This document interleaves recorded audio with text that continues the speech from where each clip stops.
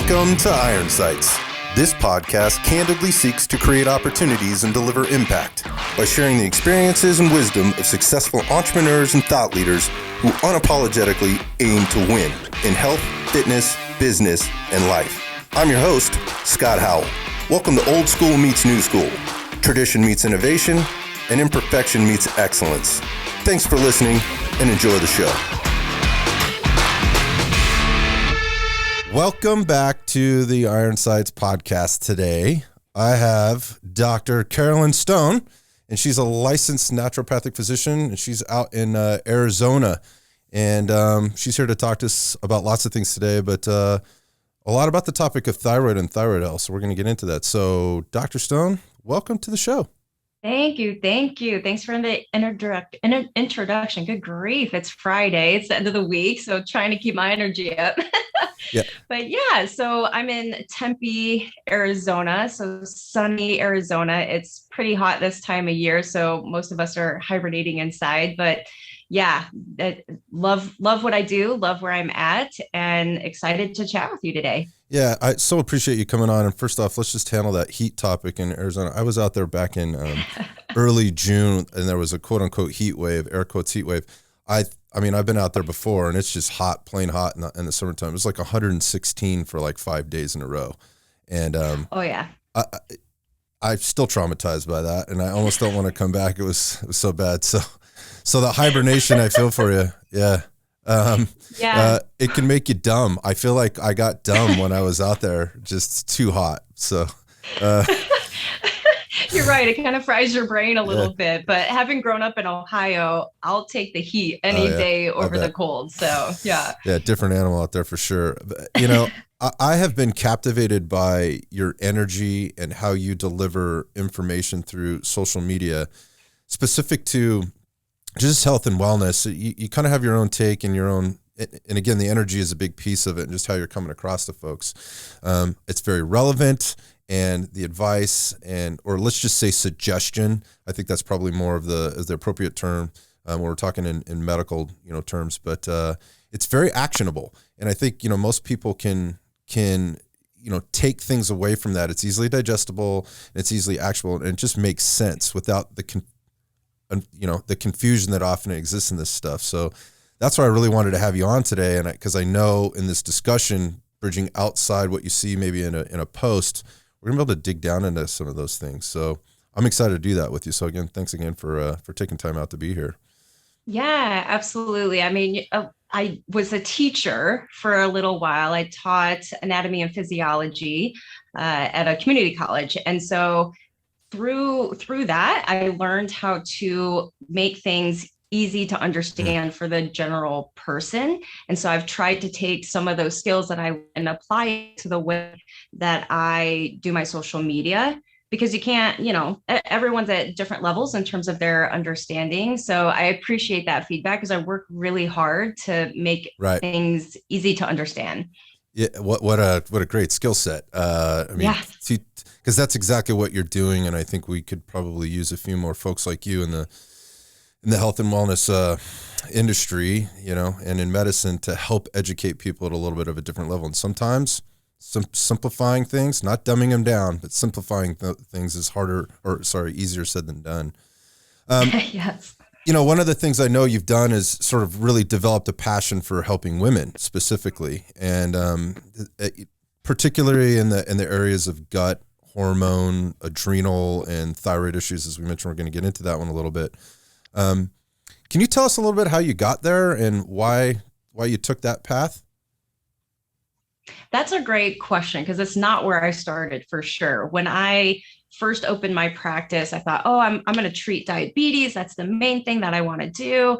And I quickly learned that was not what I wanted to do. Now I see people with diabetes. It's not that I exclude them at all from my practice, but I found that my passion was in thyroid hormone, adrenal issues, gut issues has to be a piece of that, because that's what we do as naturopathic doctors. But it transformed. The more patients that I saw, the need changed. And so my patients were coming to me with those issues, and I had to do my due diligence to learn that stuff and get really good at it so that I could help them. So I really niched into that area out of a need based on what my patients were coming to me with. And that's where it really started. Now, as far as the, treating, focusing on women, that's really just because more women go to the Yeah. doctor. Right. Honestly. And so eventually, they'll ask their husbands to come in, right? And so I start treating their husbands. So it's not that I don't see men, it's I just that gotcha. more women. Yeah. And so that's really how I got my start in that particular area. And it just kind of took off. And I found that I really, really love seeing those patients because it doesn't take a lot to get them well if you give them the right stuff. Yeah, that's the best part. So I guess what that sounds like to me is you went down a path and you said diabetes, which is really sort of the outcomes of what's happened before all of this stuff from a health and wellness perspective. And so what I guess, I know I've had other folks, on the show or people that I've worked with is like, I just didn't want to be in at the end of it. I wanted to be at the beginning of it and try to be proactive and get people, like you said, to, before we start going down the road of potentially medication or things that are irreversible or, just not realistic in terms of making imminent lifestyle changes that they're maybe not going to or be able to make it at the point that they finally reach, some point of disease or whatnot. Let's get out in the front of this thing. And it's driven a lot of docs in the direction you're going. So, and speaking of medicine and kind of your background, so you're a naturopathic doctor, and I'm just wondering if maybe you can outline, what that means and how the ND approaches patient care, and maybe compare and contrast the fundamental differences between maybe what an allopathic MD does and an ND does. Because I think there's room for conversation here. People probably might not have a solid understanding of what it is you actually do.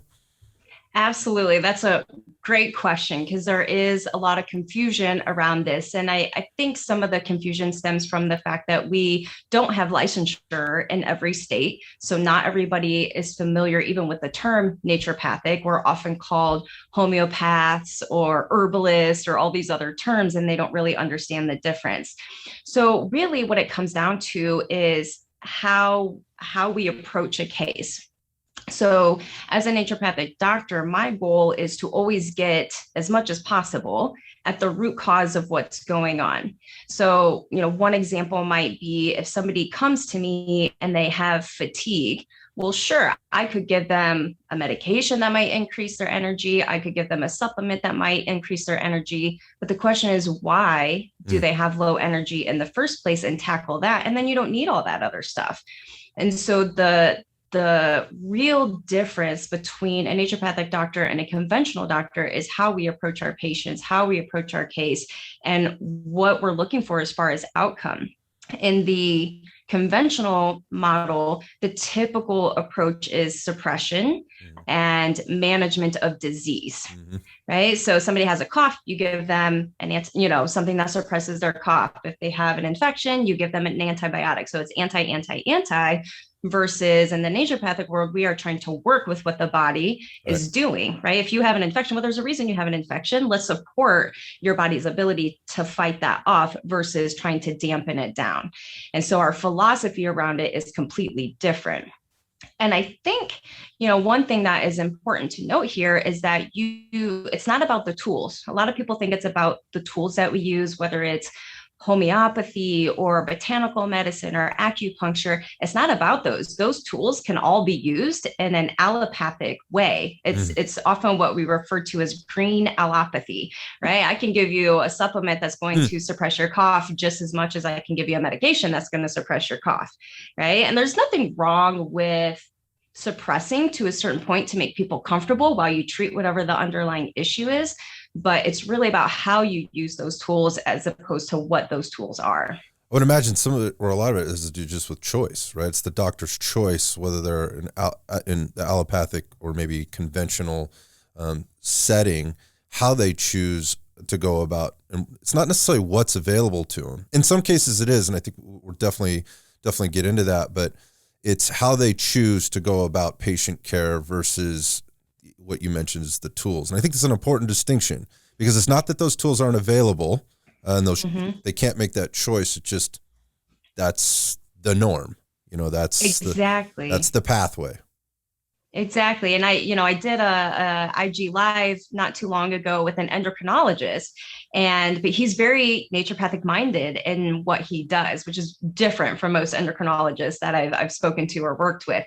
And so again, it goes back to what are your tools and or how you use those tools, not what they are. Mm-hmm. And I think another really big defining difference between a naturopathic doctor and allopathic doctor is nutrition. Mm-hmm. Nutrition is not something that it's starting to change. That feels starting to change in terms of teaching nutrition in the conventional medical schools, but it's not a big part of what they do. And for us as naturopathic doctors, it's a foundational thing. So knowing how nutrition impacts certain conditions, that is really important to us. And you don't see that as much in the allopathic world. Yeah, I mean that's becoming abundantly evident, certainly in our current situation. Globally, when I say current situation, I think there's another piece to that too, and that is, I mean, nutrition it's ever changing. It's so in depth, and yeah, what we're hearing is there is a new focus, and there is a little bit more going on in terms of the teaching in sort of conventional medical school on nutrition, but it's not something you can take a couple semesters on and take a few tests on and understand, and particularly not going to understand how it might impact your client outcomes depending on their particular symptoms or disease or level of health, whatever it is. It really means here's an introduction to it. To me, this is what it means. Here's an introduction to it, and you really need to now commit to a lifetime of learning about that. It's a never-ending process because it's first off, there's never one size fits all. It's just, there is no magic bullet. There is no one thing, and it means a lot of work. It means a lot of work, and maybe that's the reason it's not being talked about more, or it's not being handled more at the conventional level. But again, what you're making an important distinction there. So when you're talking with your patients and clients, it's absolutely going to tell me about your diet, tell me about your nutrition, tell me about all kinds of stuff. I'm sure lifestyle.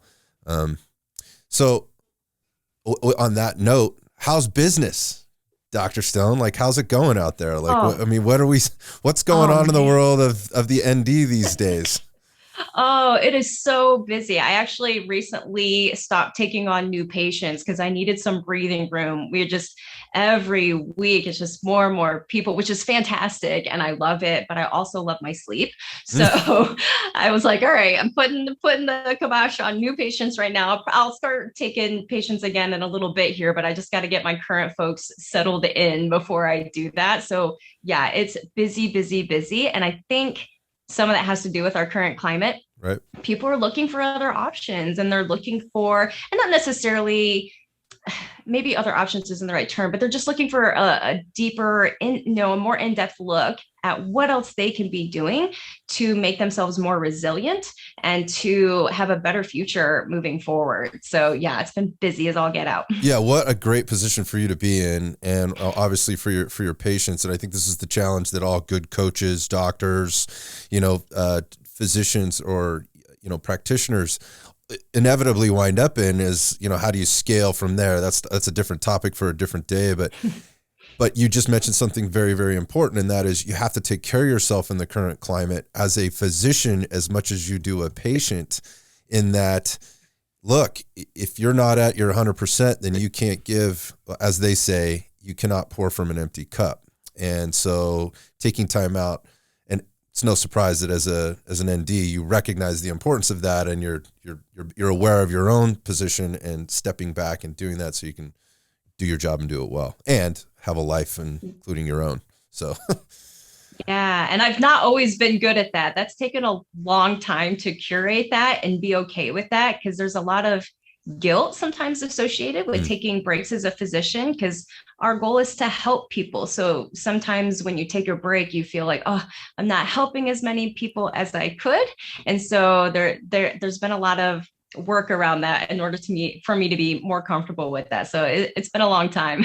Yeah, it's always a journey, right? We're always figuring out the things, or hopefully paying attention to the things and listening to the signals and adjusting, and not always doing the right things, but at the end, coming out with being better in the end. So speaking of journey, let's talk about your journey a little bit, and sort of how you got to where you are now. Was the journey always, you mentioned wanting to treat or maybe spend more time with patients in the world of diabetes, was the world of medicine someplace you always wanted to go, or did this come about, were you inspired or afflicted by something for that matter that changed directions for you?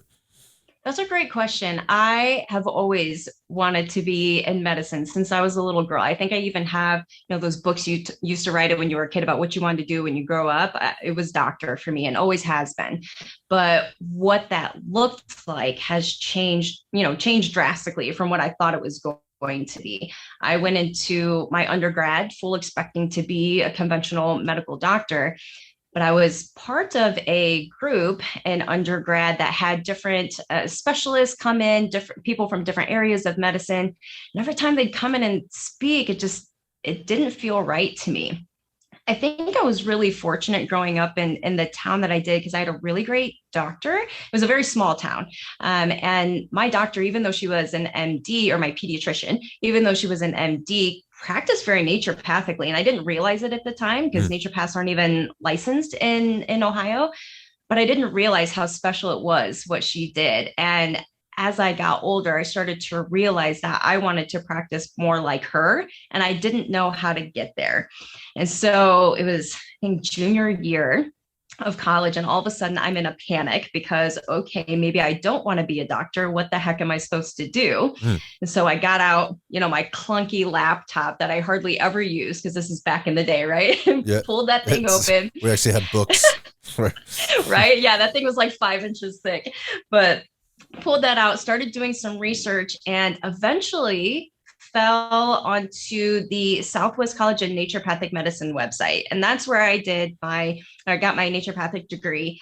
And what really struck me about the message that they were sharing and what they were promoting were their principles. There's principles that we practice by as naturopathic medicine. Docere, doctor as teacher, being one of them. And that really spoke to me. And so all of a sudden it was like, all right, I got to switch gears and figure out what the heck I need to do in order to be that. And so I flew out to Arizona. They had, I think it's called like a Discovery Day or something like that. And it just seemed right to me. It felt right to me. I finally felt like I was in a place that made sense. And so that's really how I got started on my training journey. Gotcha. Yeah. As far as the diabetes part of it, diabetes was always just interesting to me. I had family members who had type 1 and type 2 diabetes. And so I always had a knack for that. And I still am very interested in it. And I love learning about it. I just found that clinically, it didn't jive with what I wanted to do. And so that changed a little bit. Yeah, can you go back for a second? You said you were, in your undergrad and it didn't feel right. What was it that tipped you off that gave you that feeling? This is not what I thought it was going to be, or I'm not sure. Well, to the point where you're questioning whether you're even doing the right thing. Was it? Yeah. What was it? Yeah. So they oftentimes would talk about, what's a typical day in the life of, a surgeon, a primary care physician, all those things. And it just sounded awful to me. It was just patient after patient after patient, back to back.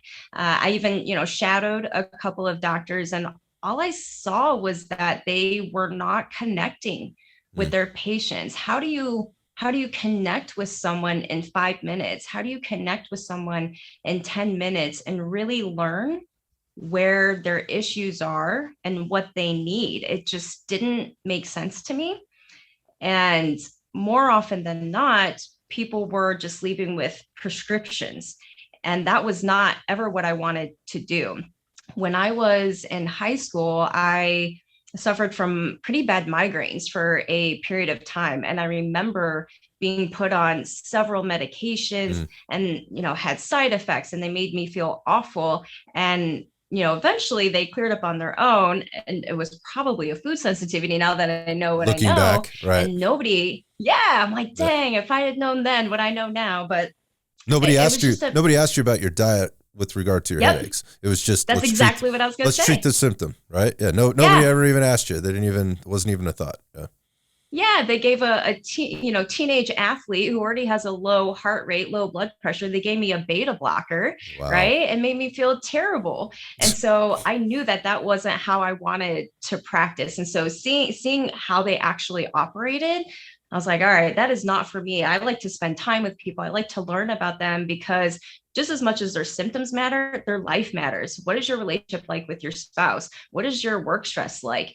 All these different things, they matter to health, and you can't do that in 5 minutes. No way. Yeah. So you're talking about time spent understanding root causes, or to get to the root cause of what's going on. And, we'd mentioned several times that the topic of medication has come up, and we also talked about tools and the choice of things. I think it's important to note here, just as a disclaimer, on my end, like, first off, it's not that you don't prescribe medications, right? As an ND, you're prescribing medications, and in your state, as far as I know, you're obviously licensed to do that. It's different per state in terms of what you can and can't do, or what your parameters are. But there's a time and a place for those, and your approach is to, let's dig into this a little bit more and find out if that is the appropriate, protocol or approach to this, based on many, many factors, not just maybe based on a single data point or the 5-minute assessment that's happening, because the doctor has to get out and into the next room, or the nurse practitioner has to get out, get into the next room, or so forth. And that's been my experience. So in that sort of, once you got through school, once you went through your training, and you're into this now, maybe talk to us a little bit about the process. Like, if somebody was going to come see you, what they could expect, because I think most people, like you just mentioned the diabetes thing, it seemed really interesting, and you knew you had family members. I think it's fair to say that probably pretty much every single person in the United States of America has a family member that has either type 1 or type 2, or is pre-diabetic, and they know about it or they don't know about it yet. So as you're, again, coming in and bringing people into to your office, while that is very well known, and people understand when they walk into a doctor's office now what's going to happen. Again, just about every human in the United States of America gets what that process feels like now, because it's pretty much the same everywhere, unless you're stepping outside the conventional model. So what does the less conventional, I don't want to call it unconventional, because it's not that. It's less conventional than what we would look at now. What does it look like in your office? Yeah, I appreciate that distinction between less conventional and unconventional. So, the first step for people coming into my practice is actually what I call a discovery call. It's an opportunity to jump on a call with me for about 15 minutes. And we talk about what their main issues are that they're looking for help with, answer any questions that they might have, and really just kind of making sure they're actually a good fit for my practice. Some people are looking for help with things that I'm not as familiar with, or I don't feel comfortable treating, and so I won't take them on. Or maybe they're not ready for my approach yet. They're not ready to make lifestyle changes. And I say, okay, that's fine. Come back to me when you're ready. So that first step is really making sure they're a good fit. Once we find out that they're a good fit, then they come in for their first office visit. That first office visit is hour and a half long. So I spend a good chunk of time with my people. And the first part of it, of course, is talking about their main things, getting all the details, going back to when their stuff first started, and trying to, because we have to do that to try and figure out what the cause might be, right? So we go back to the beginning and see where it all started. And then we fill in all the pieces. What hereditary factors might they have? What other symptoms do they have that might point me in one direction or another in terms of testing or treatment? I do a full physical exam. And then, of course, we're putting together that initial plan, which a lot of times we'll start with testing, maybe imaging, but I'll always give them a few homework pieces. Pretty much everyone's got a few things that they can work on while we get that workup done. So we spend a lot of time together in the beginning. And once we get them set up, we don't have to hang out for so long. We like to, but I get to let them, take the reins a little bit once I have them on a good plan. I think that is so, what you're talking about sounds like the coaching that we do at Red Dot Fitness, both in our nutrition and our fitness programs. And And I think I just had somebody in the studio the other day, an amazing, his name's Alex Macklin, an amazing nutrition coach who basically just walked us through the precisely the same process you just did for his nutrition coaching and lifestyle clients. And again, there's a few things to highlight there that I think are really important in that process. And you did this, you highlighted a few of the exact same things he did. Is one, let's make sure we're all on the same page here. Let's get some things out in the open. Like, am I the appropriate coach for you? In this case, am I the appropriate doctor for you? And that is not, maybe you've given me enough information for me to refer to somebody else that maybe specializes in a particular area that you're in, that you know, or so forth. A couple of things that happen there. One, you're not wasting anybody's time, including your own. You're not wasting that patient's time. You're not taking anybody's money, down the road and getting in this process of where you have to bill, even as a doctor, just to keep the machine going. You can move on to the next thing, right? Which would be the next patient or the next discovery call. So we can make sure we're filling up the practice with the right kind of patients. I think that's super important. And I think for the client, what that does is that builds a certain level of trust in that relationship, that I'm not just calling somebody out of a catalog of doctors because they fit into my healthcare plan, and I'm going down and I'm reading Yelp reviews or whatever else. I get an opportunity to talk to and disclose some things before I go in there. And I think that trust building process is one of the bigger missing pieces in the whole modern medical care system that we have now. And it's currently leading to a lot of the distrust, the misinformation and the disinformation that's being disseminated about a lot of things that are going on out there in the world right now.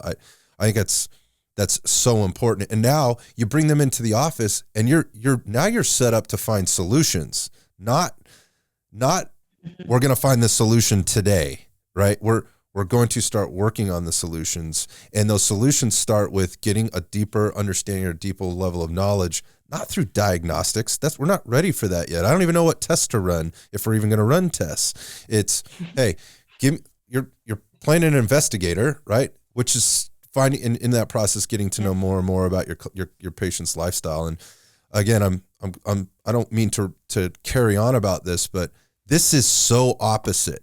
It couldn't not be any more different than the conventional model, where you're walking in, a clipboard gets grabbed outside the door. It still looks like this. You walk in, you're sitting there, they walk in the door. There's a couple quick questions, and then we're on to what's my prescription. The last part I want to add is the homework you give them. So you're immediately making them part of the solution as a patient. Now I'm not telling you what to do. I'm guiding you on what to do. And in order for me to help you best, I need you to do these things. So you're setting expectations and you're giving them ownership in the process. What a powerful way to get somebody's health on track and help keep them accountable to being responsible to their own health and wellness. I'm, again, semi-fascinated by the fact that this isn't happening more in the world, but it is what it is. So once they've kind of gone through this process with you, and you mentioned the words testing, what types of things are people, where are your clients coming from? Like I know it's not really fair to stereotype or generalize, because everybody's an individual, human being with their own individual issues, but can you maybe try and generalize kind of where your typical client comes from and what they're coming to you with? Oh, for sure. So most of the patients or people that come to me, they're coming by word of mouth. I really don't haven't advertised in a long time. Of course, I've got my social media, but I haven't, done any paid advertising a long time, because most people come to me because they heard about me from someone else. And so most of the folks coming to me know what I treat. And they're like, hey, I've got thyroid issues, and my doctor refuses to change my medication or my dose, and I still feel like crap, and I'm tired of feeling this way. And so a lot of people kind of know what they're getting into when they come to me, because they know someone that's seen me inevitably on a discovery call. Oh, my friend Sue sent me to you. Oh, okay, cool. Love Sue. Right. And we're good friends. And I think that's an interesting piece too, because I actually know my patients. I know their families. I know their histories. And so it always it makes me laugh when they call and they're like, "Hey, do you know who I am?" It's like, of course I know who you are. Like, I know everything about you. So yeah, those are the patients that come to me already kind of come to me for the things that I treat because they know that that's what I do. It's interesting. You just mentioned like knowing their families and so forth.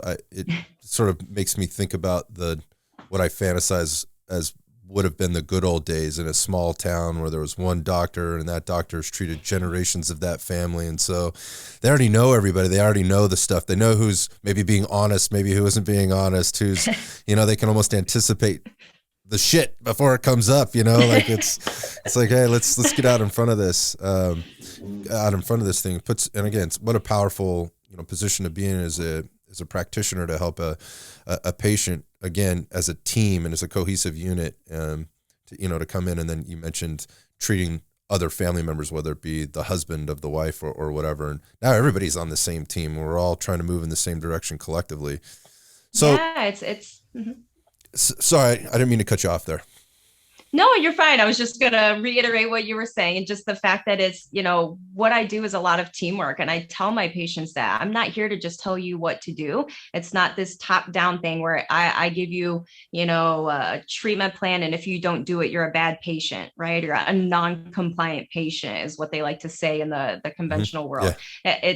We talk about, hey, what are your options? What are you willing to do? And know that if you're not willing to do all the things that you may hit a roadblock and you may only get so much better, but that's your choice. And if you want to do that, cool. We can do this as fast or as slow as you want. So I love the idea of calling it teamwork because that's really what it is. Yeah. I mean, and can we be honest too? And going back to your discovery call process, and then obviously the longer intake process would be that this isn't for everybody.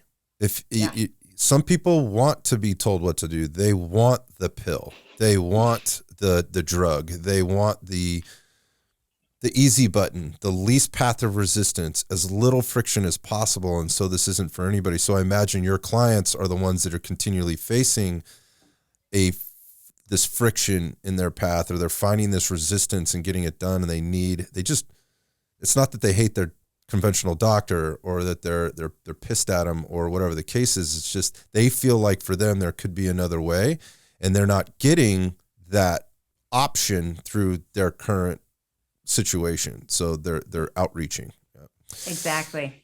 And so you mentioned thyroid, and a lot of people are coming to you for that because that's something that you're passionate about and gotten into and helped so many people with. So it's funny how these things work. When you're good at shit, people want some of that. So they've come to you now, and so it's a hot topic, this thyroid health issue.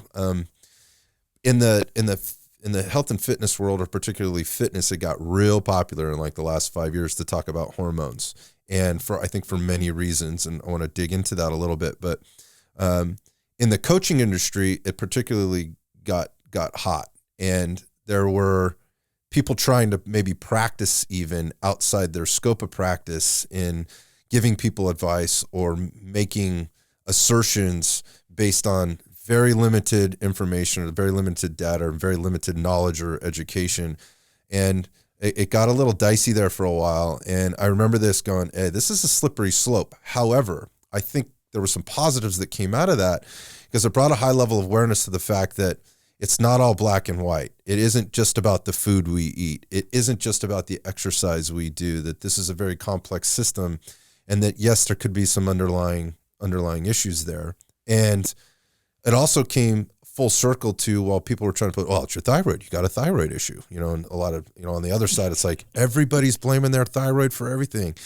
But what it came out of it in the end, I think, is stop blaming your hormones, and let's take a harder look at your lifestyle and your behaviors as a whole, and how that might be impacting your hormones. And yes, thyroid obviously is a major part of the system, a key component of feeling healthy, looking healthy, living vibrantly, and all of those things. So let's dig into that. Let's dig into thyroid and talk about maybe, just for those who may not know or maybe think they know, we might clear some things up for them.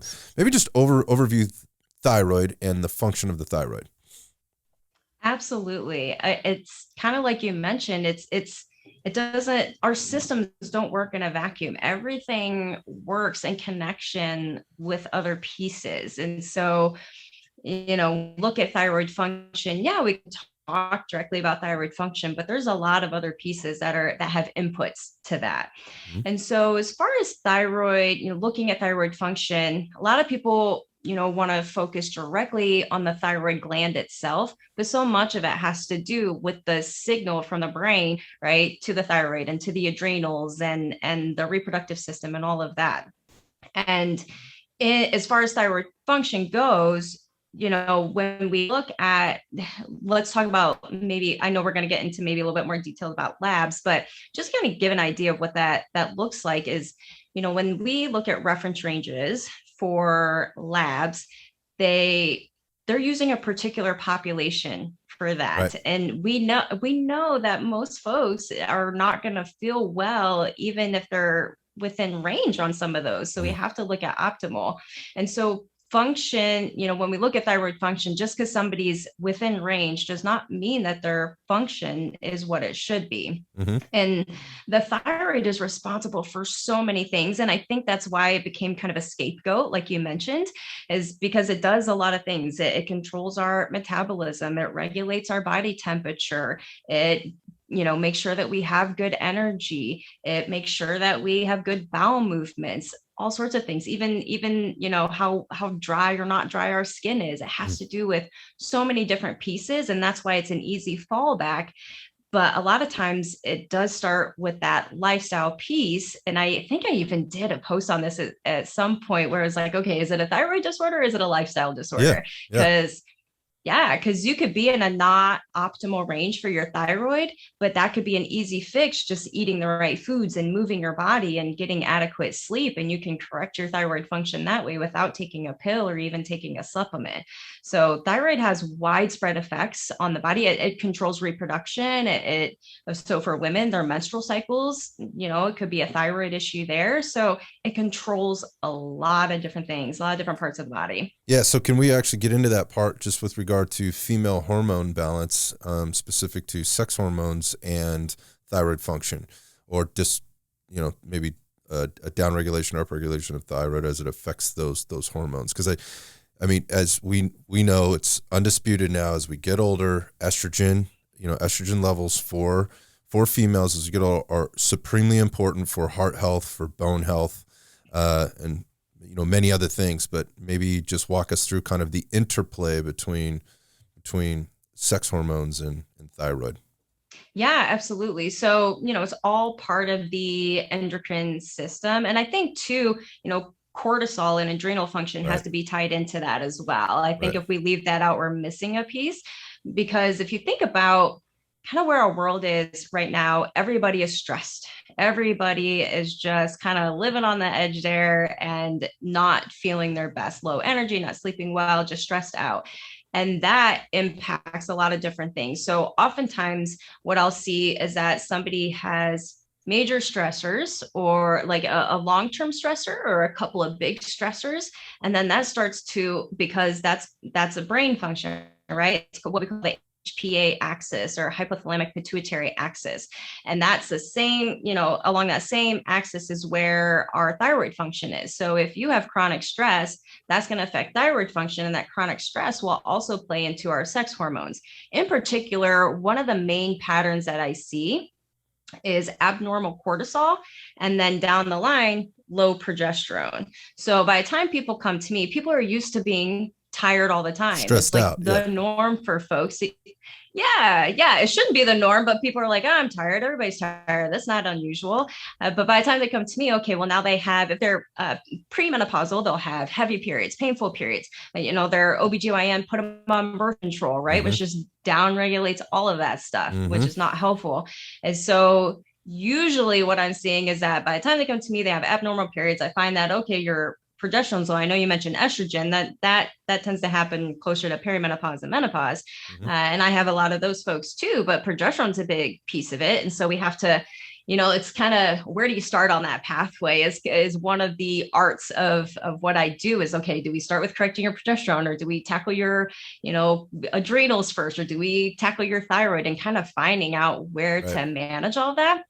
But yeah, estrogen is supremely important for our bone health, for, some of the, obviously hot flashes in women. If estrogen's low, that's out of control. But progesterone and testosterone, a lot of people don't think about testosterone for women. And I have found that to be key for a lot of them in terms Right. of managing their joint pain and making sure they have a great libido and stamina. So the hormones are very closely tied in because they're all part of the endocrine system. And so they Right. all play on one another. If you have an imbalance in one area, for sure you're going to start to see an imbalance in the other areas. They all work together. Yeah, it's very complex, and I think you just did a really good job there of really keeping it inside a lane there that's understandable and digestible for people. The bottom line is, as you mentioned before, it's responsible and impacts a lot of things within the body, and the last part of that being, if you tweak one thing, right, in that endocrine system, it's going to inversely tweak something else. So you upregulate one thing, it downregulates another thing.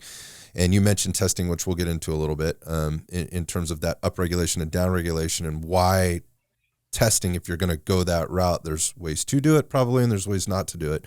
But maybe talk about some of the different dysfunctions, and we can maybe just categorize those in hypo versus hyper, and then the symptoms that somebody might start to feel or express when they're having like a dysfunction of the thyroid, or let's just say the endocrine system that could clue into the thyroid.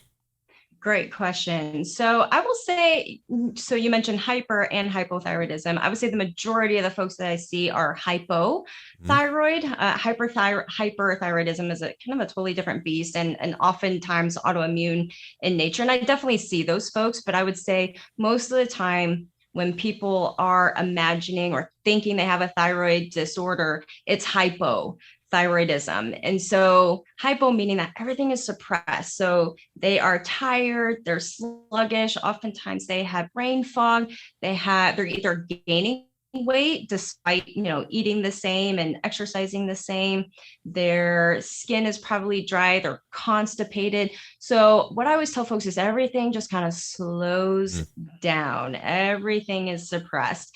They'll often have hair loss. In particular, they'll lose like the outer third of their eyebrow. So that's kind of a specific thing for thyroid.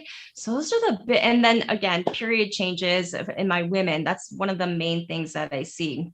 So with hypothyroidism, the reality is that the majority of it is autoimmune in nature. The majority of hypothyroidism cases are actually Hashimoto's thyroiditis or autoimmune thyroiditis.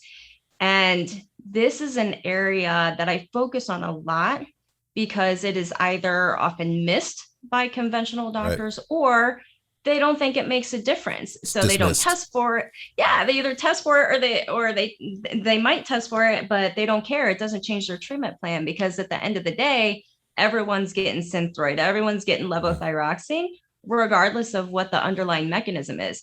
And hypothyroidism without Hashimoto's is a different beast than Hashimoto's. Yeah, and it requires different treatment. So there has to be distinguished, we have to distinguish between those two things, at least from my perspective, because I'm not going to get the results that I want for my patients. They're not going to feel better if we're not treating the right thing. Yeah, I think, and I'm very hesitant to quote numbers of anything anymore, given all that we've been through in this past couple 20 however many months. But I think it's estimated that some near like 50 million people in the U.S. suffer from some type of autoimmune disease, like or disorder, whether it's the disease state or it's moving towards the disease state, and Hashimoto's being one of those. But other ones that are common that people would understand or be familiar with might be rheumatoid arthritis, MS, Crohn's disease. But when you do the math on that, if I'm anywhere even in the ballpark, 50 million people is 1 in 6 Americans. That is a lot of people. So comparing that, and again, that's the hyper, and you mentioned that's a whole nother animal, much lower. It's almost, maybe you could even consider it rare. Is that fair to say, hyper?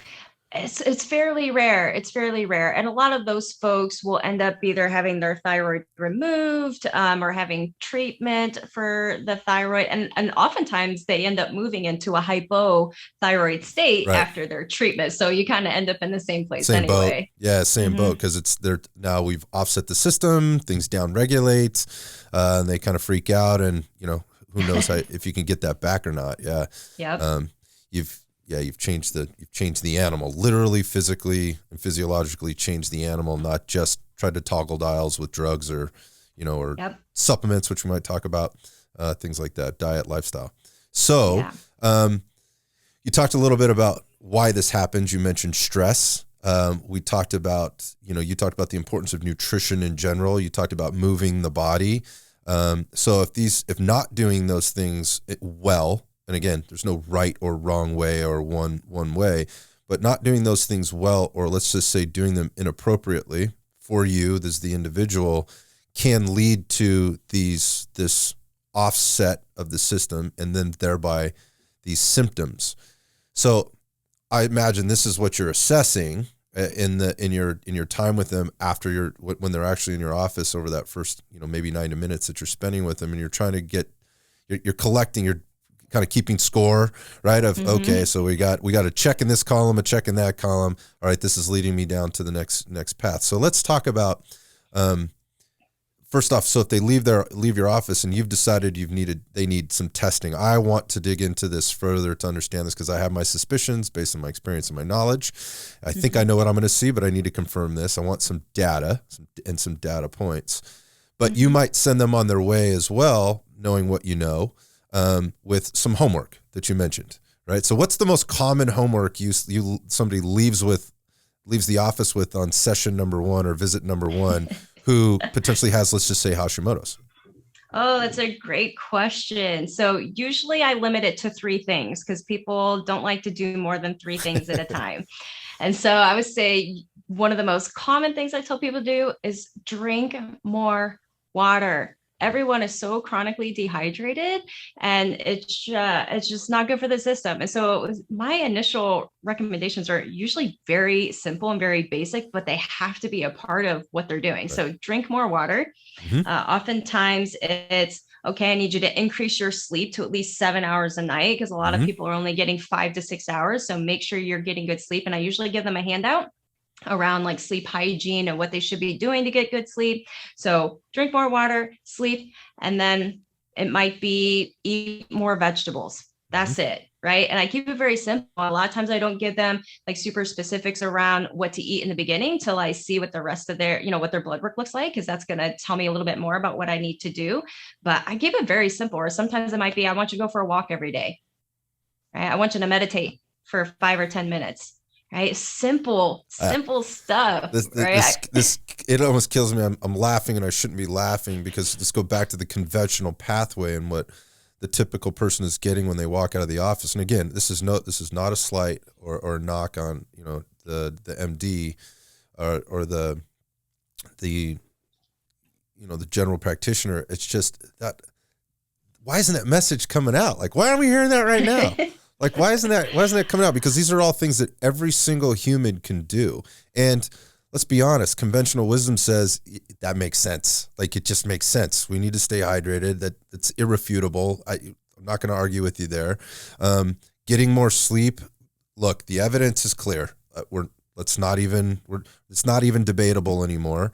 If you want to split hairs in terms of, whether it's, 6 hours and 45 minutes versus 7 hours and 15 minutes, go right ahead. But most people aren't getting quality sleep. So that's where the real conversation comes in. And, the vegetables piece, like, why do you need to eat vegetables? You don't need to eat vegetables. You don't need to. You should be doing it, because it makes sense. There's lots of things you can get out of there from a phytonutrients perspective, vitamin, mineral, micronutrients, all this stuff. And I think the more important thing here, what you're setting your client up for in this, is that you're creating good habits, you're trying to change behaviors or encourage behaviors that would change into good habits. And once you start stacking those habits, you generally start stacking some wins. And once you start stacking some wins, then you start feeling better. whether it's placebo or not, you're feeling better. And once you're feeling better, that starts to drive compliance, and it starts to drive attitude, and it starts to drive, everything outside of, as long as I take this pill, I'm going to be fine. Right. And, that just leads to other things. So basic actionable stuff that they can go away with. Now, that's what you've sent patient away with. Now, as far as what you're doing next, it's like, okay, so I want to run some diagnostic testing. Let's talk about the comprehensive, approach to sort of testing versus the typical protocol. So if I was to say, Doc, tell us about typical protocol for thyroid function testing, what would you tell me? Great question. So yeah, of course, we're always going to run some of the basics that even a conventional doctor would run. So a complete blood count, which looks at red blood cells and white blood cells, a metabolic panel that looks at their kidney function, liver function, cholesterol. And cholesterol is particularly important for people with thyroid disorder because they tend towards having high LDL cholesterol. So assessing those pieces. But as far as the thyroid piece goes, oftentimes only a TSH or a thyroid stimulating hormone is tested. And that is, for lack of a better word, kind of pathetic. Doesn't tell you a whole lot. It's right. One piece of a giant puzzle. And so I will check TSH, free T3, free T4, and thyroid antibodies. In the conventional world, if you check TSH and it's normal, that's the end of the line there. But the reality is that TSH could be normal for up to 8 years after somebody has positive thyroid antibodies. So if you're not checking their antibodies, that person's disease process is just continuing and getting worse and worse and worse. And by the time their TSH actually changes, well, they're well into that pathway, and it makes it much harder to turn around. So I'm definitely checking a full thyroid panel. And there's other pieces that lead into that as well. Iron is often an issue, one for women, and can also impact thyroid function. It impacts the conversion of T4 to T3. So you got to look at that. Vitamin D. So I just did a post on vitamin D today. I'm sure I have a couple of others on there as well, but vitamin D is commonly associated with autoimmune disorders, not just Hashimoto's, but autoimmune disorders in general. So I look at that. I'm often looking at B12 and folate levels. Depending on what kind of symptoms they're presenting with, I will also check hormones. And like most other things, my assessment of hormones is often quite different than a conventional doctor. So, it's not just the test you run, it's also how you assess those. Right. Trying to think what else you see. I mean, those are probably the main things that I start with, because a lot of times that's vitamin D is not covered by insurance, but I usually have them pay cash for that. But I usually start with the insurance stuff first, because there's specialty tests you can do. But I'm also trying to be mindful of out-of-pocket costs for my patients, because I'm a cash pay office. Yeah, I totally appreciate that. You bring that up too, because again, you're in the conventional model. A lot of the direction that the NDs or more of the functional approach will go to treating somebody, or assessing and treating somebody, is not covered by insurance. It's not well recognized, and there's a fight on that, right? And that's going to be a continued fight. Maybe that comes up later in our discussion. But I think the other thing you may be suggesting there is like, well, I order these panels, and sometimes they bundle things into these panels. If I order this, it doesn't just come with this. There's a few other things that come on top of that. So you're seeing lots of different data points. But just going back to the TSH for a moment, and being this challenge that exists, I think that's when we hear the most, particularly at this level, and that is, my doctor tested my thyroid and said I'm normal. I think I have I feel like I have a thyroid issue, and I asked for a test and ran a TSH test, and they said I'm normal. Okay, so let's go back to the normal. So you mentioned something there about, first off, these ranges. So you have, let's say, a high and a low, or an acceptable range, right? And as long as you fall inside the range, you're going to be considered, quote unquote, air quotes, normal, right? But what you're saying is how you use that panel is, well, just because you're inside the range doesn't mean you're at an optimal level for your particular situation. It doesn't flag because it didn't drop below the threshold, or it didn't flag because it didn't go above the threshold. However, you might be like at the bottom end. I have a personal history with this, where I had my testosterone tested, and I was told I was normal, but I was right at the bottom level, and I had all kinds of symptoms. So I was being treated based on the data, right, versus being based on the symptoms, which is a maybe a different approach that you might take versus what they go for in the conventional sense. But back to TSH, the way I kind of look at it is, first off, TSH is a signaling hormone. No, it basically sends the signal to the thyroid to tell it what to do. So in your talk there, you were saying like, hey, TSH could be normal and it might be well within the range. It might be smack dab in the middle. Maybe it's even high for that matter, which for somebody like you might be looking at TSH is high. We need to look now further downstream, because why is it high? Because the TSH could be high this is my working knowledge of it, but TSH could be high because it's the thyroid is struggling to produce the thyroxine, right? So the T4. And because it's struggling, it keeps sending this higher signal, right? This higher signal, this output. And so on a test, it looks quote unquote normal, but that's not telling you the story of what's really happening at the glandular level. No? Yeah, exactly. So yeah, the brain is sending that signal via thyroid stimulating hormone to the thyroid gland. And your gland is mostly making T4, not a lot of T3. Our bodies rely on peripheral tissues, namely the liver, somewhat of the muscle, to convert that into T3, right? And this is all in that negative feedback loop. So as long as you're producing enough of those active hormones, then it tells your brain, hey, we're doing good. And the TSH stays in a normal range. But that's not always working the way that it should. And so kind of going back to that reference range piece, the general reference range for TSH is 0.45 to 4.5. Yeah. That'll vary a little bit depending on what lab you're using. But in my experience, anything over 2 starts to get suspicious. And interestingly enough, the research supports this, but medicine lags behind sometimes. It's not well known. Yeah, exactly. So if somebody comes in, they've got a 3.8, well, conventional doctor says you're fine. And I'm like, whoa. Like, we got to dig a little bit deeper and see what the heck is up. And sometimes they'll even, sometimes conventional doctors will run a free T4, and maybe that's okay, but their conversion into T3 is crap. Okay, well, now I got to figure out why you're not converting.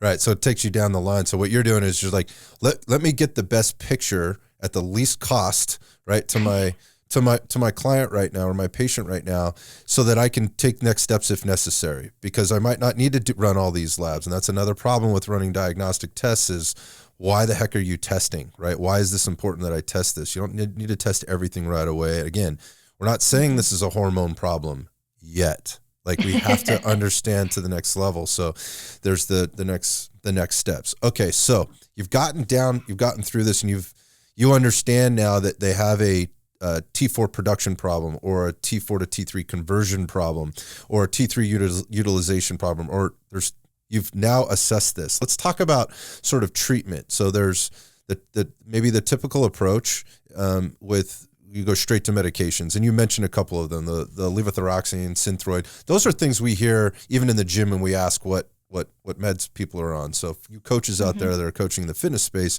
understand what those meds are and understand what they do. Not so that you can diagnose, but just understand what they do. And then I think you mentioned, maybe you didn't mention T3. The other one you might hear is Cytomel. I know that's a very that's a popular one. And so if you've got a client or a patient that's maybe already on those, right, from the physician they may have come to you from, or and you've got these medications working in tandem, right? And it's not uncommon to see them both being used, but I think my experience has been the Synthroid, Levo is the one that kind of comes up most frequently. Talk about what those medications are doing, and talk about the benefits and potential consequences of being on that type of medication. Yeah. So, you had mentioned before that as a naturopathic doctor in Arizona, I have the right to prescribe, and I often will prescribe thyroid medication when it's appropriate. But yeah, so as far as levothyroxine, which is also known as Synthroid, and there's variations of that. There's Unithroid, there's Tyrosint. They're just kind of different versions. They have different fillers in them, but that is just T4. So if somebody is converting well from T4 to T3, not that big of a problem as long as it's working for them. Now, if they're not converting well and they don't give them something to either help them convert well, whether that be a nutrient or something like cytomel, which is also known as liothyronine, well, they're not going to feel better. And that's oftentimes when people will come to me Come as to like, hey, you. I'm on my Yeah. med. Yeah, they're like, hey, my doctor says my numbers are fine. I've been on this dose forever, but I I feel still like feel like trash. crap. I feel like Yeah. trash. Yeah. Yeah, but they're like, hey, come back in 6 months. Like your numbers are fine. What are you doing here? And it just doesn't make any sense. So I still, I use both of those medications frequently in my practice. I will say that some people with Hashimoto's sometimes do better with the synthetic T4 and T3 than they do with some of the natural desiccated thyroid That's forms. going to be my And then next some question. people, yeah, but some of them do better on natural desiccated. And it's never a one size fits all. Everybody's a little bit different. And sometimes you have to try, try a few things before you find what's really going to work for someone.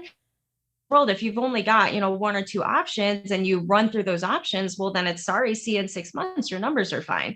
And for me, I'm always coming back, I always tell my folks, hey, if you're not feeling well, I don't care what your numbers look like. We got to go back to the drawing board because something's up if you're not feeling well and your numbers look good. We got to find what that piece is. Right. So it goes beyond the clipboard with the data and the lab on it. And like, we're going to treat or prescribe based on what this paper's telling me versus what I'm giving you time to tell me, or I'm trying to draw out of you in terms of information. Yeah. So you just touched on the desiccated forms of thyroid treatment, and maybe there's probably some supplementation in there that you might recommend for people beyond that to balance. And again, that's probably a deeper conversation, and it's very dependent on a person's individual situation, what they're doing. But, going back to the homework that you sent them home with, as you're working with them through maybe a prescribed medication or, again, an alternate version and or supplementation and so forth. Let's talk about this lifestyle modification, exercise, nutrition, sleep and stress management piece. What are the key factors there that you're helping them with and advising them on, and maybe even holding them accountable to during this time? Yeah, so let's start with the nutrition piece because I always love to talk about food. So for my patients, I always try to make it simple. There's so much information out there around nutrition. There's paleo and there's keto and there's the autoimmune paleo and there's all these things, and people get really overwhelmed with all the information. And I'm like, dude, I just need you to eat a half a plate of veggies. Right, Let's make right, this simple. right. So Just put some green stuff on the plate there, huh? yeah, I need you to eat some protein and drop all the white flour for a moment. And Yep. so, I teach my patients how to make a plate.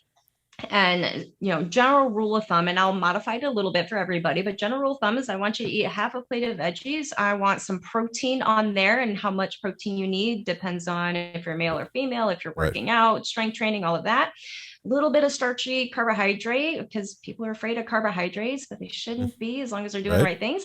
And then some fat. And I tell them, like, that's your general plate. Stop making it so complicated and just focus on those little things. Now, if they do have Hashimoto's, the other piece that we really have to pay attention to is gut health. Right. A lot of them have, leaky gut or increased intestinal permeability. So then we have to look at possibly some food sensitivities, namely gluten is a huge one. And I would say dairy is another big one. There's other ones like soy, and there might be other nuances there. For some people, nightshades are problematic. And sometimes we have to do a protocol that actually helps heal up those barriers in the intestine.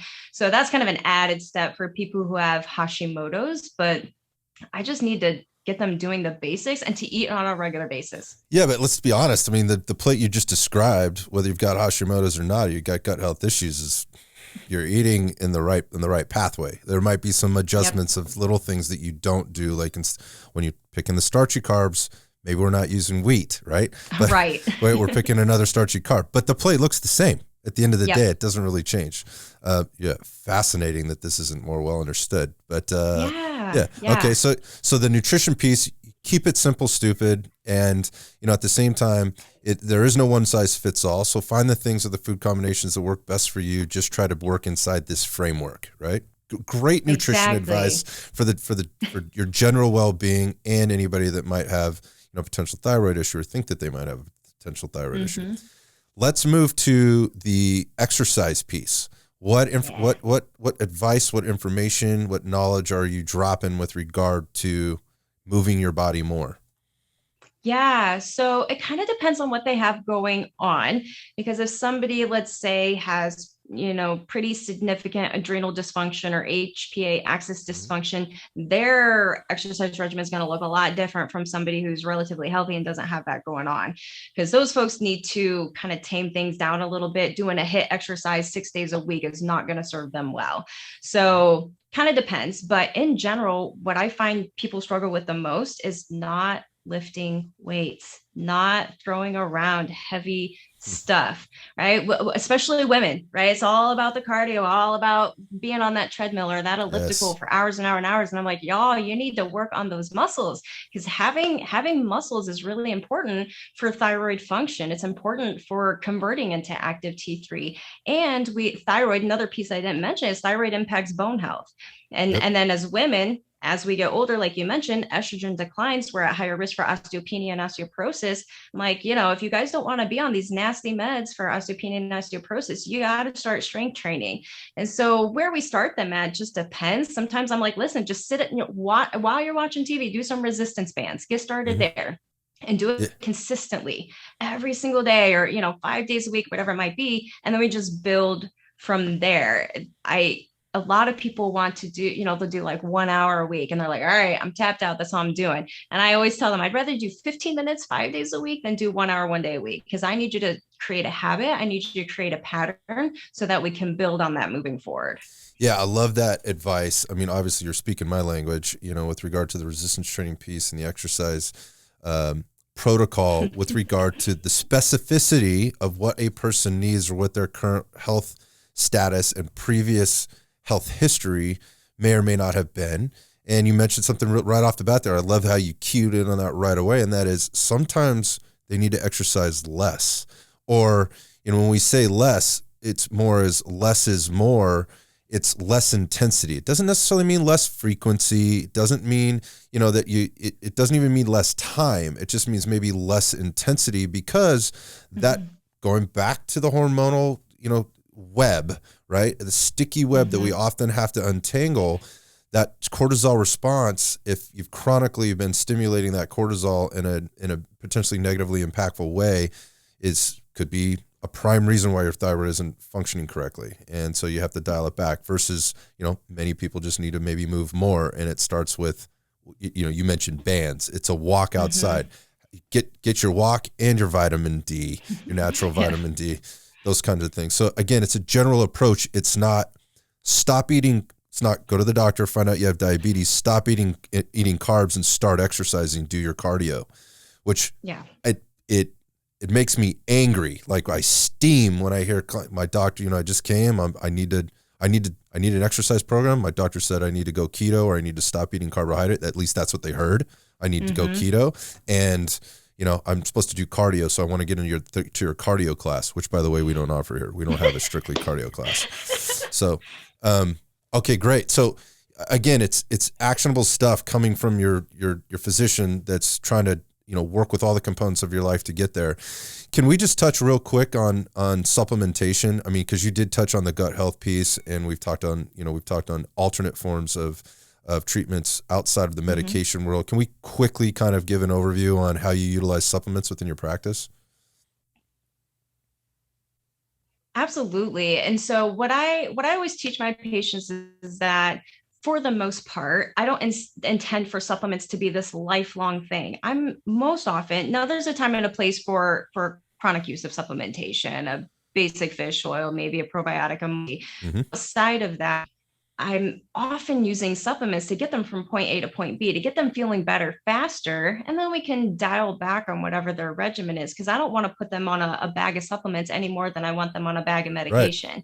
I Right. really want them to fix their diet so that they're getting everything that we need. But there's also that piece of, okay, we know our soil's not as healthy. We don't have the same micronutrients in our food now as we did back in the day. Mm-hmm. So there's a time and a place for all that. But as far as thyroid supplements and things are specific to that, a lot of times I'm looking at selenium, I'm looking at zinc, mentioned vitamin D. A lot of these folks who have Hashimoto's are also very inflamed. So Mhm. doing things that are anti-inflammatory, and I'll, fish oil can be great for that, but I might also take an herbal approach and throw turmeric or bromelain and all these other pieces in there. So for me, supplements are a way to help us get to the end point Mhm. faster, but they're not a replacement for doing the basics, for sleeping, adequate amounts and eating good food and exercising. Because I just even had a phone call the other day where someone's like, oh, they're trying to prevent an acute illness that's going around. And they're like, I'm taking vitamin C and I'm doing this. And I'm like, yeah, but like, how much are you exercising? Right. Yeah. Yeah. Yeah, and he's like, and he literally said, he's like, yeah, I'm fat. That's what he said it himself. I didn't say, he's like, yeah, I'm fat. I'm like, okay, well, then you're still at high risk. You can take those things, but you gotta do this other Right. stuff because it all works together. So yeah, those are just some of the main supplements that I use, and there's nuances there. Like sometimes I'll use glutathione if I need some Mhm. potent antioxidants on board. Um, B vitamins are huge. So a lot of these folks are one, deficient, and two, just super low energy. That's often, energy is one of their main hurdles in terms of getting to the gym, and well, not necessarily to the gym, but just getting moving. And so I'm like, all right, well, let's give you some stuff to get you moving, but we'll back off on that later, because once you start moving, then your energy is going to come up anyway. Right. So Right. Again, at one thing challenges another thing and offsets another thing, and it's a process that you have to embrace, right, and recognize that it's never the same forever. There's yeah, adaptation that happens, and that's a good thing. Adaptation is good. Adaptation can be, obviously a determinant or deterrent of results sometimes if we're not paying attention to how we manage that adaptation. But the bottom line is mm-hmm. getting started and being consistent. You just said it, like being consistent is the most important thing, giving us a place or a platform to make adjustments from. And it doesn't have to be forever, because it's likely not going to be forever. So as you get healthier, Yeah. we add things in and we take things away. It's just like any other puzzle. And somebody referred to this the other day, each human, is with regard to their health and wellness or their exercise or their nutrition, is basically an experiment. It's an individual Mm-hmm. experiment, and you want somebody on your team that can work through the experiment with you, and listens to your feedback about how that experiment is treating them, because that shit's important, right? It's not just Yeah. take a pill and we'll see you, in 6 months or whatever. And to And me, that's the fun part. Like I love all the detective parts of it. I always say if I wasn't a doctor, if I wasn't going to be a doctor, I would have been a detective. Like, and I always watch like all these homicide shows. I'm like, yeah, I could have figured that out. yeah, yeah, it So is, that's it the is, fun part for me. it is a lot of forensics. And I think what people have done is they've turned to doing it on their own. And with all the information, Yeah. and, the worst place you can go for this is the Google. They're trying to do their own forensic science on themselves, and then self-diagnosing or putting themselves into, this silo or this bucket of, well, that's me because I have that stuff, when that just keeps you further and further from finding your own personal formula when you're trying to utilize somebody else's formula for your own well-being. And Yeah. so walking away from that, I think it's the question is if you've found, if this would be advice I would ask you to give, maybe the listener, if you found yourself walking into that path or into that trap of going to the Google for your medical advice, or, your favorite influence or whatever, and you're recognizing this might have been the wrong choice for me, and I'm not really sure, how do you become a self-advocate for yourself, as a patient, or as a human in maybe this conventional world of medicine or modern medical health care management? I'm going to put management on the back end of that, healthcare management. And when is it time to maybe seek seek help elsewhere? That's a great question. And sometimes it varies by person in terms of, where they at, where are they like located physically, what they have access to.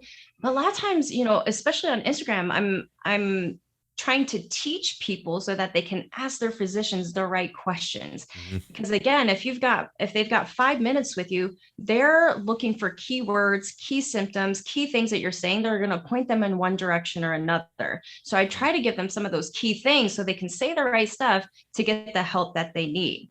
So that's one piece, is just having the patient gain a better understanding of how this functions, not necessarily what you do about it, but Right. how it actually functions. And so they can start to have that conversation with their doctor. So that's the first piece, just learning about how their body works. The second piece would be, when it's time, if your physician is not willing to continue working with you to find the right answers, then sometimes it's a matter of switching practitioners, like you mentioned, or sometimes it's a matter of adding a practitioner in. So maybe you continue to see your primary care physician, but you see a nutritionist, a holistic nutritionist, or you see a trainer, or you see a health coach, whatever it might be, and bring in someone else who can fill in the gaps that your primary care physician is not able to do. And the reality is, I find that a lot of people are seeing nurse practitioners or PAs in place of the physician because the system is just overwhelmed. And I find that those folks are much easier to work with. So I have some folks who are income restricted. And so we try to do as much through their plan, whether that's a state plan like Access here in Arizona, or just their commercial insurance. And I'll tell them, okay, go to your, nurse practitioner. Here's the tests I want to run. And oftentimes they'll run them They'll do it for us. Yeah. And then we can all work together to find solutions. Yeah. And I see that they're much more willing to work with me than most NDs. They're much more open to that. And then we start to get somewhere. So it's not always necessarily finding another doctor. It's just finding good practitioners and people in the health and wellness space who do know what they're talking about, but also know their limitations in terms of what they can do or not do. Yeah.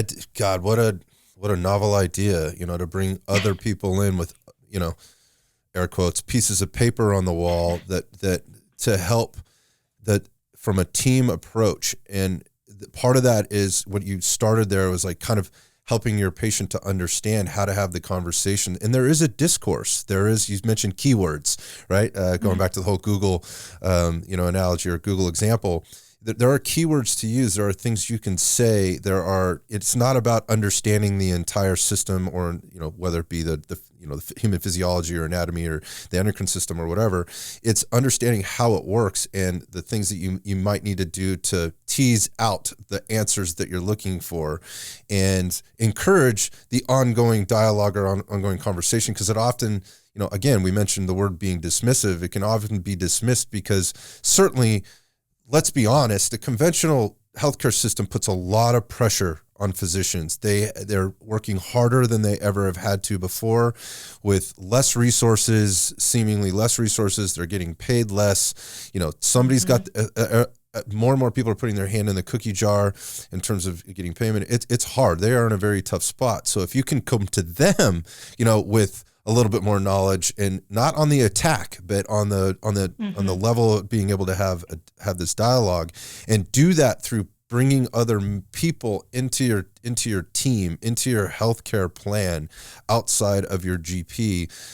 What you've just, sort of articulated there is everybody can come at it from their own angle and help a person to understand and fill in the gaps because there's no one size fits all, as we've already said, and there's no one person that's going to be able to get it all done for you. You have to get it done for you, right? And having these people in your corners, the different corners, what better way to do that? And you said it right up front.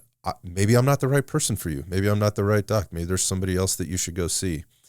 That is a perfect segue into this next thing here, which is, going back to sort of self-advocacy and us collectively currently in this system where actual medical care is dictated by medical insurance and the hospital industry, private and publicly owned hospital industry. And it's really not disputable. You go in, you're going to be put into a silo. What insurance do you have that's going to dictate what I can do as a doctor because this is what insurance will pay for and this is where you go to. And as a result, outcomes are certainly directly related to that dictated medical care. And as a nation, this isn't working. We're continually getting sicker and fatter.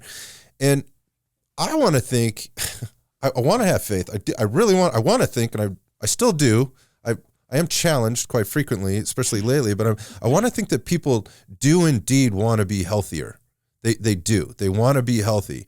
And more than ever, we're seeing, this line being created, or these lines being created about who's healthy and who isn't, and so forth. But they want to be healthy. They want to be on less medications. They want to feel better. They want to look better. They want to live longer and more vibrantly. And I believe physicians want that for everybody too, at every level, no matter where they come from.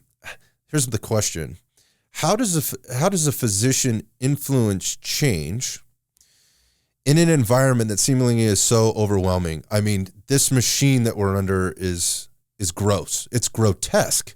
It's wildly out of control. How does somebody like you influence change in the system? So really, I think as naturopathic doctors, we fill a gap. We fill a gap that primary care physicians aren't able to do because of the way the system is designed.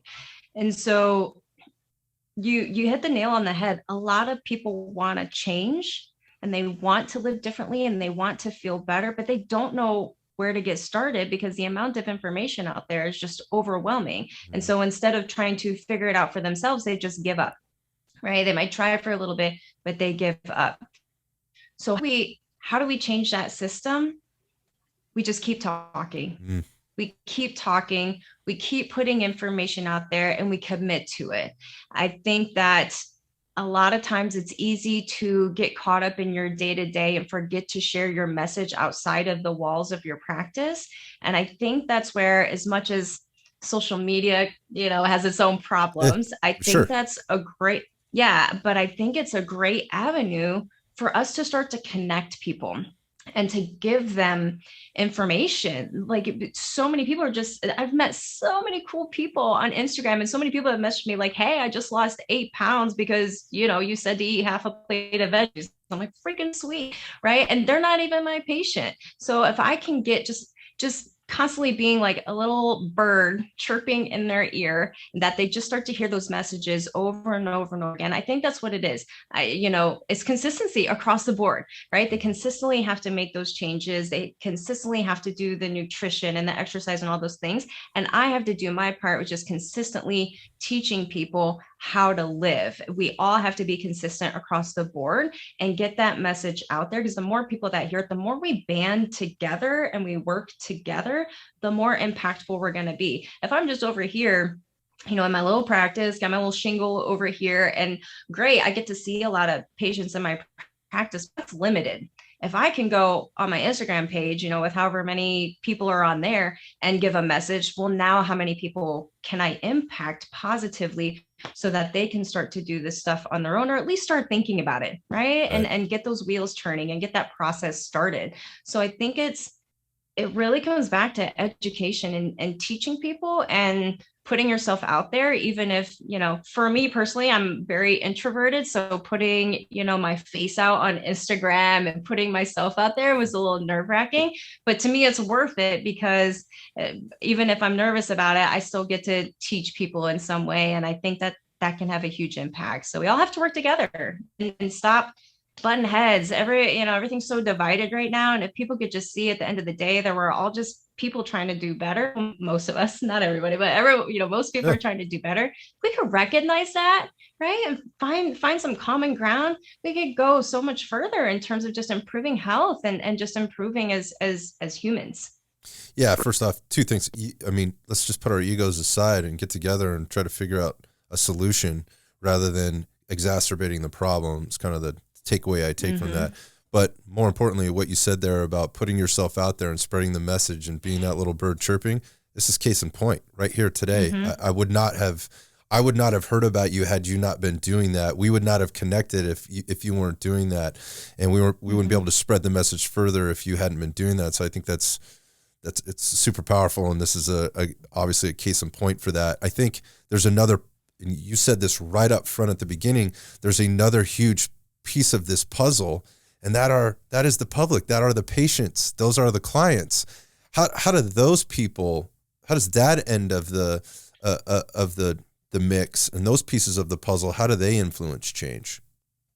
Oh, that's a good question. Honestly, what I talk to a lot of people about, because everyone gets caught up in what everybody else is doing, what their family members are doing, what their, employers doing, all that. I think if we can first focus on getting ourselves well, that starts to impact everyone around you, right? If you've got, so I see a lot of women, right? So if mama starts eating better, well, she's not going to make 2 meals because that's too much work. So not everybody starts eating better, right? Or if mama starts exercising, her kids see she's strong. Well, now they want to pick up a kettlebell and see what's up. And so if we as individuals start working on something, then those around us start to be impacted, and then that can take off. So it's about the group, but it's also about the individual and what they're doing and how they speak to people, and there's some boundaries there too, right? Some Sure. people don't want to hear your message and then they get sick of you and whatever, but Whatever. you just keep doing what you're doing that makes you feel good, and you share that with other people. And if you're continue to share that message of, hey, I feel good, here's what I've been doing, start working on these things for yourself. Your program might look a little bit different, but if you start doing something, you can feel good too. So put the jealousy aside, put the fears aside, put the, what everyone else is saying aside, and just focus on feeling better yourself, and everything else really starts to fall into place, in my experience. Yeah, it's just, again, stack the wins for yourself. And then the other part of that is, this is what we tell people all the time. I find myself telling adults this too. Keep your eyes on your own damn paper, right? Just mind your own business, But and if you don't have anything nice to say, this is what my mother told me. She's a hero. She'll tell me this all the time, son. If you don't have anything nice to say, don't say anything at all. Like, just leave it alone.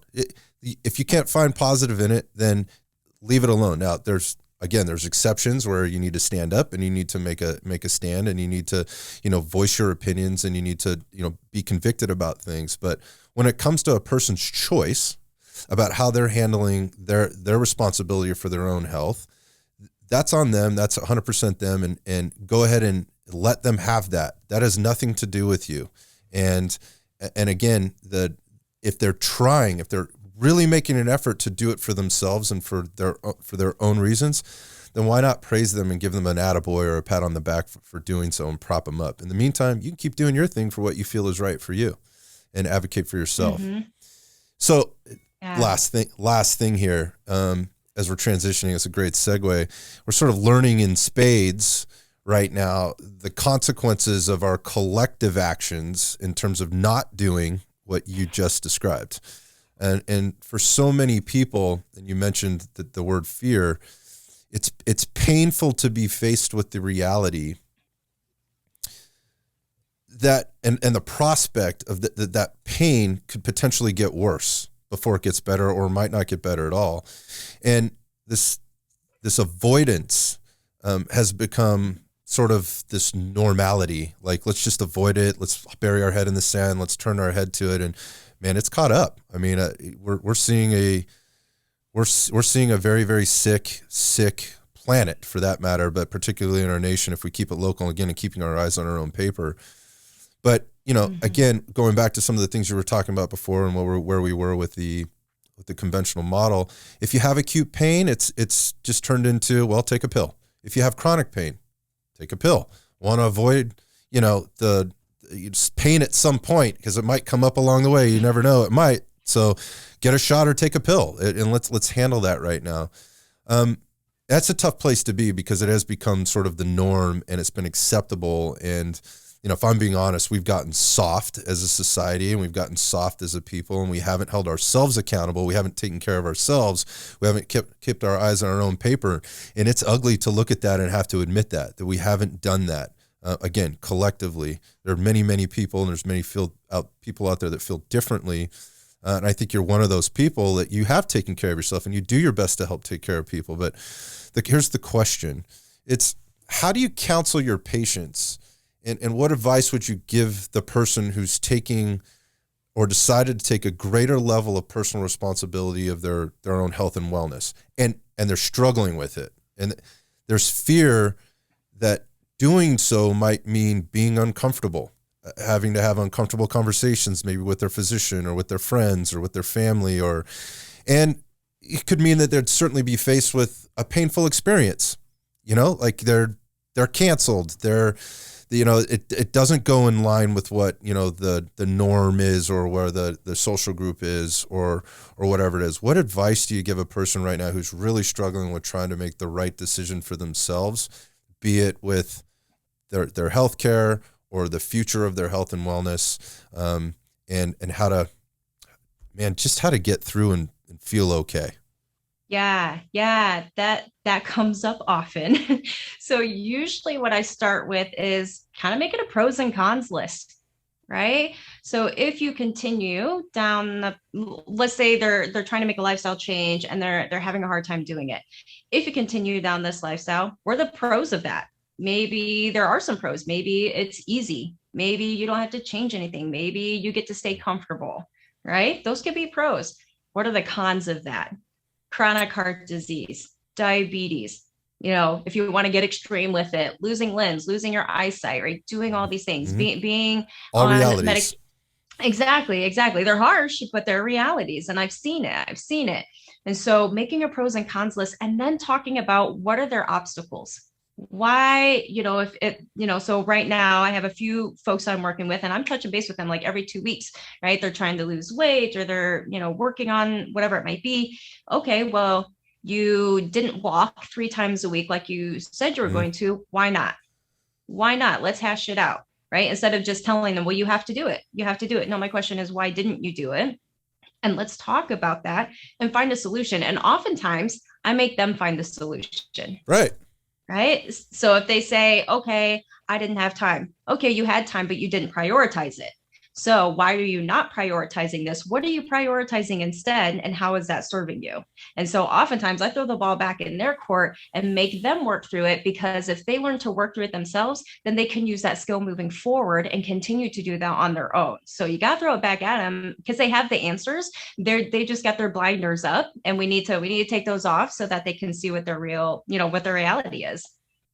Yeah, it's about giving them the tools to make the decision that makes the most sense for them. And so it's, again, give a man a fish, he eats for a day, or feed a man a fish, he eats for a day, teach a man to fish, and he eats for a lifetime. It's very tough right now for people, and I appreciate that approach because it really is a coaching approach. It's like a parental approach. But what it really comes down to is it's a caring approach, and it really does show, and it brings out what it is that we should be doing for one another, as a whole. And, if you're in a position where you have the knowledge that you can share, don't feel like you have to cram it down somebody's throat, is what I hear you saying, because you might know the right answer for them, but purely giving it to them, going back to your teaching days, doesn't teach them how to find the solution to the problem on their own.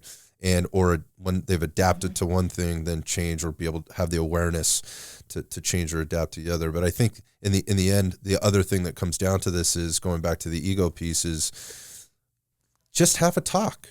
Let's just talk about it. There's not a right or a wrong here. Let's talk about it and come to some rational decisions that make sense for you, the person that's trying to take care of you, despite what might be going on with me, right? I have my own things. I'm dealing and working on my own issues. I'm keeping my eyes on my own paper over here. But I am concerned, and I care about you, and I want to help you find the answers for you. Yeah, I think that's a good point about the caring piece. I can't tell you how many times people are like, man, I finally feel like somebody's listening to me. I finally feel like somebody's taking the time. And sometimes it takes 6 months of me just hey, pay me all day. I'll give you the same message I gave you last time. And maybe it's 100th time that you hear it, that it finally clicks for you. And that's fine. I don't care how long it takes. That's on you. But I'm going to keep at it. And I'm going to do it in a way that is gentle and loving and caring. And there's a reason I keep a box of tissues next to my patient's seat, because it comes to that. And I also, professionally, I do it in a professional way, but I am vulnerable with my patients, and I'll say, hey, like, here's some of the stuff that I struggle with. Here is my journey. So don't think that I don't know what you're going through, right? I haven't experienced everything that my patients have experienced, but I've gone through some tough stuff too. And I found my way out of it. And if I can do it, so can you. And so I think sometimes them realizing that I'll put my computer aside and I'm just sitting face to face with them and having a conversation. I'm just human, right? And we're all just human. And I'm here to guide you. I'm not here to judge you. I'm not here to just tell you what to do and tell you're a bad person if you don't do it. We're here and we're in this together, and we can, get good outcomes, but we just got to make some changes. And that seems to be more impactful than just writing a script. Yeah, I agree 1,000%. I think it's a very powerful message. I think it's high time. The collective us checked in with our emotional awareness, emotional equivalent, and checked in with our level of empathy, compassion, tolerance, and how we're keeping those balanced the same way we're trying to keep our thyroids and our our hormones and our weight and our exercise routines balanced. And there's a lot of voices out there, and there's a lot of noise, and maybe we just quiet that down a little bit or get louder. Like Dr. Stone has been lately, and get that message out. Great stuff today. Dr. Stone, there's so much more. I mean, again, we delved into a little bit. I pigeonholed you into the thyroid thing, but that is definitely not all you do. You alluded, and you helped me keep that one focused today when we could have gone a lot of different directions. I appreciate you, you doing the job that you did, but there's so many other ways you help people in different ways. And as you stated, it's oftentimes it just starts with the chat. So if people want to find out more about you, listen to your message, just follow along with the great messaging you're putting out there, and or have a chat with you, where do they go? How do they find you?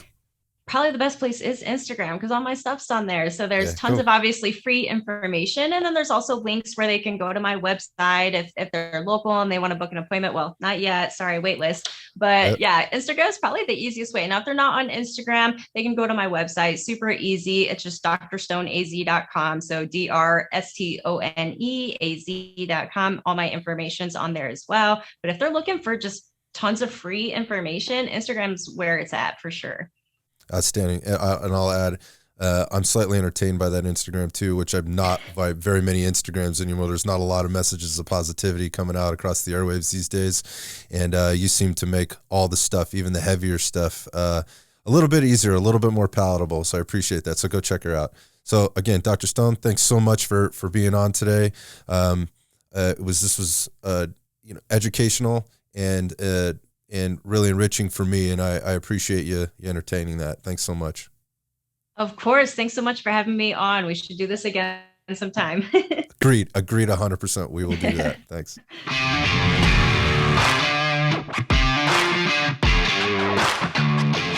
Thank you for tuning in to this episode of Iron Sights. If you enjoyed our conversation, you can support our mission by hitting the subscribe button, leaving a review, and sharing the podcast with a friend. I'll see you on the next episode.